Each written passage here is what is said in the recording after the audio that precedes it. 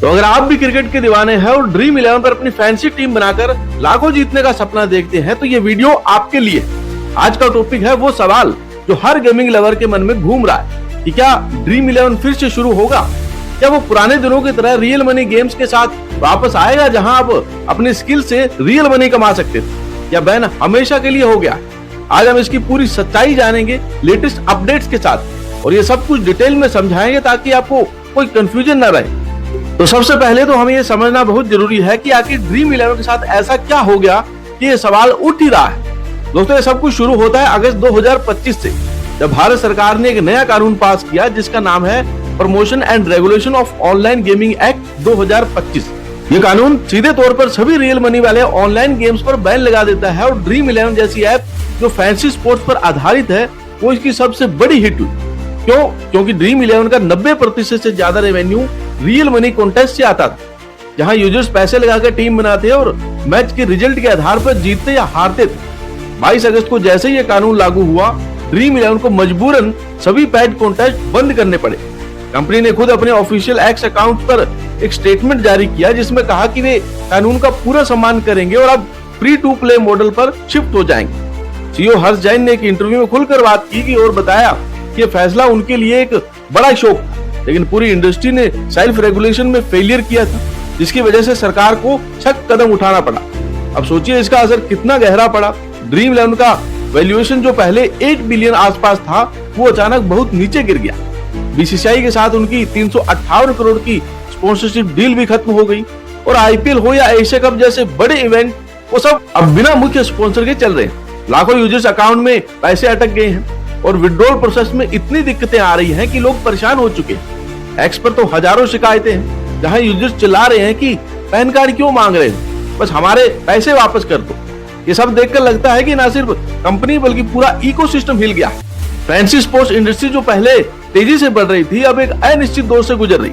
लेकिन सवाल ये है कि क्या ये सब खत्म हो गया या फिर कोई उम्मीद बाकी है? चलिए बात करते हैं करंट स्टेट्स की, यानी कि अक्टूबर 2025 तक ड्रीम 11 कहां खड़ा है। अच्छी खबर यह है कि कंपनी पूरी तरह बंद नहीं हुई।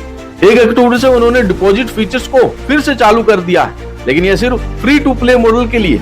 मतलब आप ऐप डाउनलोड करके फ्री में अपनी टीम बना सकते हैं, डेली कॉन्टेस्ट ज्वाइन कर सकते हैं, और जीतने पर ब्रांड प्राइज जैसे गिफ्ट, वाउचर्स या छोटे मोटे रिवार्ड्स पा सकते हैं। रेवेन्यू का सोर्स अब बदल गया है, वो एड्स और स्पॉन्सरशिप पर निर्भर हो गया है। स्वेगी, एस्ट्रोटॉक जैसे बड़े ब्रांड पहले ही पार्टनर बन चुके हैं और ये ऐप को जिंदा रखने में मदद कर रहे हैं। हाल ही में ड्रीम 11 ने एक नया ऐप लॉन्च किया है जिसका नाम है ड्रीम मनी, जहां आप सिर्फ ₹10 से SIP शुरू कर सकते हैं या ₹1000 लगाकर फिक्स डिपॉजिट कर सकते हैं। ये एक तरह से फाइनेंशियल सर्विस में उनकी एंट्री है, जो दिखाता है कि कंपनी नई दिशा तलाश रही।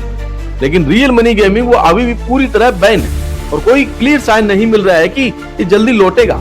लेटेस्ट अपडेट की बात करें तो 7 अक्टूबर को सुप्रीम कोर्ट में एक महत्वपूर्ण हियरिंग हुई, जहां गेमिंग कंपनियों ने इस कानून को चैलेंज किया, लेकिन कोर्ट ने इस केस को डिफर कर दिया और अगली सुनवाई की डेट अभी तय नहीं हुई। कंज्यूमर बॉडी ABGP ने भी इंटरवीन किया है, जो यूजर्स के राइट की तरफ से लड़ रही। एक्स पर पोस्ट देखे तो मिक्स्ड डायरेक्शन है। कुछ यूजर्स कह रहे हैं कि बैन के बाद उनका इंटरेस्ट ही खत्म हो गया है, जबकि कुछ उम्मीद लगाए बैठे हैं कि अनबैन हो जाए तो वे वापस खेलने लगेंगे।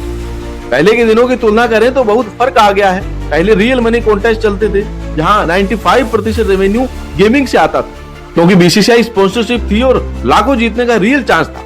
अब फ्री टू प्ले है, प्राइज वाउचर मिलते हैं, रेवेन्यू एड और फाइनेंशियल सर्विस से आ रहा है। बीसीसीआई पार्टनरशिप खत्म हो गई और जीतने पर गिफ्ट या इन्वेस्टमेंट ऑप्शन जैसे रिवॉर्ड्स है।